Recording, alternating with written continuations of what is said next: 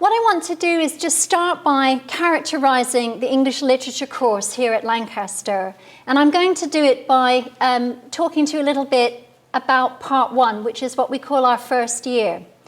One of the things I think that makes English literature at Lancaster distinctive is that we offer an incredibly solid, good, strong grounding in English literature that can compete with any department in the country.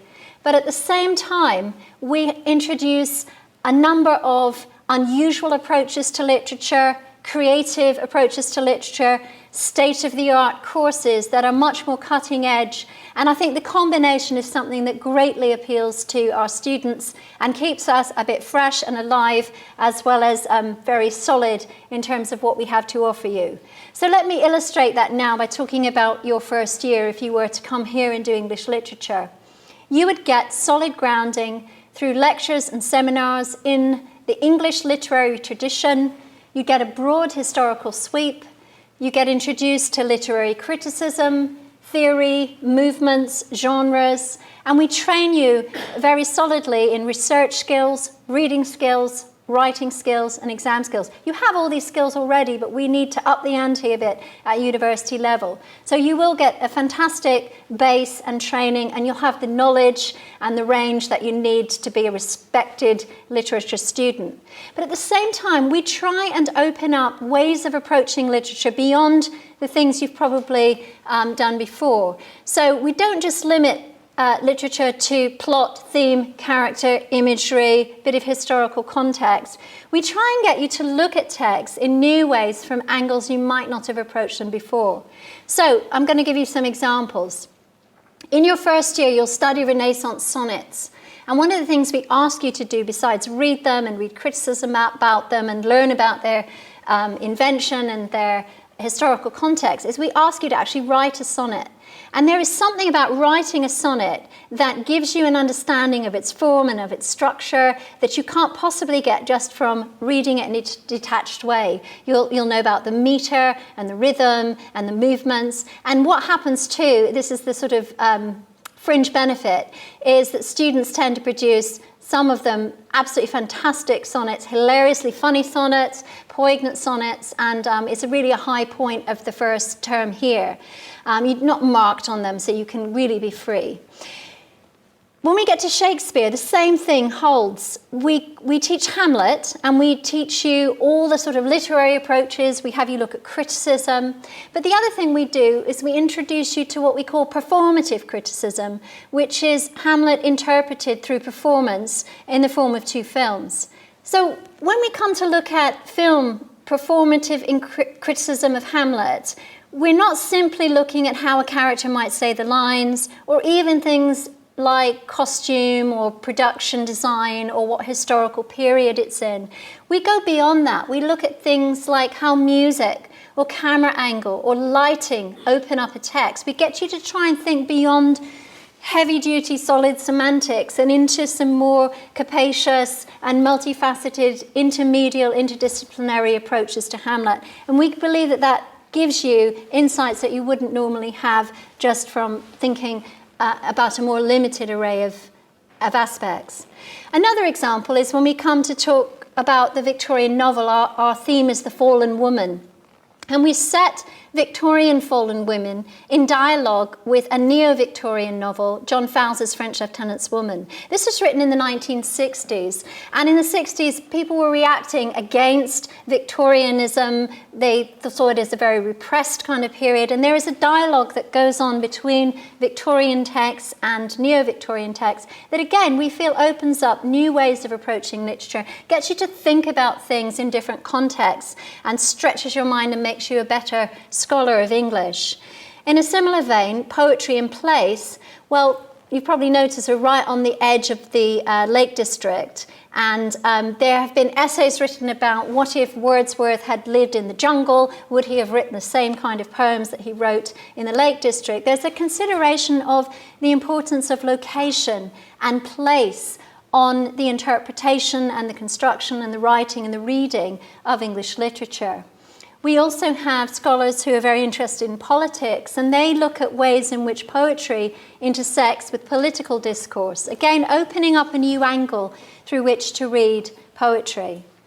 When we come to our section on fairy tales, we ask you to look not only at traditional mythology and folklore, but also at feminist takes on fairy tales. Things like Pretty Woman as an adaptation of the Cinderella myth and how that's reworked in another context. Again, just trying to get new angles, new modes of interpretation.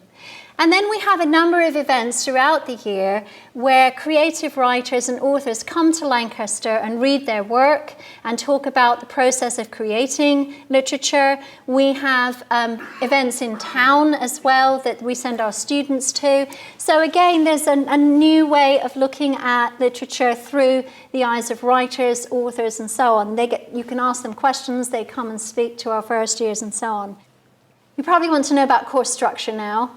And you've probably heard about the 3 subjects that you take in your first year. Some of you are going no and some of you are going yes. I want to just explain this to you.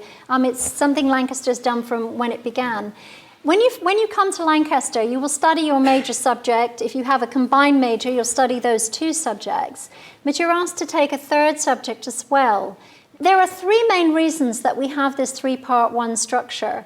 The first is it gives you an increased number of options, it defers your decision making and allows for flexibility. And when I went to university, I knew that I only wanted to study one subject. It was going to be psychology, and I didn't want to study anything else. And I ended up within a term changing to journalism. A year, 2 terms later, I changed to mass communication, and a year later I added theatre. Then I did an MA in film studies and a PhD in English. So I thought that I knew exactly what I wanted to do. But what we find is at the end of our first year, 28% of our students change the degree scheme that they came in on. Either they drop a combined major or add something. Now you still may think you're the person who knows you only want to do English and absolutely nothing else. Well, there's a way that the 3-part subject will greatly enrich your English literature studies. We don't study English literature anymore as if it were the Holy Bible, a sacred text studied for its own sake, for its wisdom and universal truths. You can't study English literature at university level unless you're engaging other disciplines like history, historical context, psychology, understanding of psychological theories, other kinds of languages and media, enrich it, philosophy, religious studies, all of these things enrich the understanding, and some of them are indispensable to the knowledge of English lit. If you don't really want to be that kind of scholar, you can still do English language, English lit, and creative writing. You can use creative writing to make you a better reader of English, and George will explain how that happens, because a lot of what you do in creative writing is reading and critiquing other people's writing. And you can use English language to give you a stronger, or linguistics to give you a stronger foundation. Our degree scheme allows you to take risks, to try things you might not be that good at, because you only have to get a pass mark. So you can try something that you might never have dared to try at A-level in case it messed up your life, and actually do it and enjoy it here. There's a list in the prospectus. There's about 50 options, I think. It's just a huge, maybe it's 40. You've got lots of things to choose from. So this is what it would look like. Part 2 is what we call the 2nd and 3rd years. So in your first year, you'd take 3 subjects, and you'd have your assessment. You've got to pass that. And then in the 2nd year, you've got a number of options. Obviously, if it says 4 non-majors, that's it, you can't continue. But many subjects you can continue with. So you can end up just doing 1 subject or a combined major. The only thing you can't do is all 3. So these are just sort of no-brainers, like 1, 2, 3, 1 and 2, 1 and 3, 2 and 3. Okay, more specifically, here's an example of what your 2nd and 3rd years might look like here. I've given you a feel for the first year by illustrating it at the beginning of the talk. These are examples of courses that you could take. These are courses that give you solid coverage and grounding, and yet also have innovative, interesting approaches within them. Okay, so the 2 that are compulsory are theory and practice and dissertation, which is a bit of an oxymoron because that's a subject of your own choice. So it's compulsory to make your own choice. The other thing that we have in our third year, and this is where you get a feeling for and get engaged and involved with faculty research, we have these specialized half units. They go for half a year each. They're small groups with a faculty member on special topics other than these big, broad historical sweep. So we have 21st century fiction, 21st century theory, British and American crime stories, science fiction in literature and film, contemporary fiction and critical theory, literature and the visual arts, women and American poetry, where do poems come from, the Byron Shelley Circle, that's kind of the Rat Pack of the Romantic era, Ruskin on art, architecture and society, Victorian Gothic, other Victorians on the boundaries of nonsense, film adaptations, Hollywood 1939, children in horror fiction, literatures of identity, African literature, the 20th century Indian novel, early modern outlaws, that's like Robin Hood, ceremony in Shakespeare, reforming the body in Elizabethan England, utopia, colonialism and the New World. And then there's also a schools volunteering module. I don't know how many of you want to teach, but we give you experience in a school where you're mentored, you get practice, and it exponentially aids your applications to PGCE programs by having that experience. So that will be part of your course credit. I want to stress that not every half unit is offered every year. There's changes, but there's a great selection each year. There's lots more information about the books you'd be reading, the assessments you'd be doing, week by week, what would it be like to be a student here.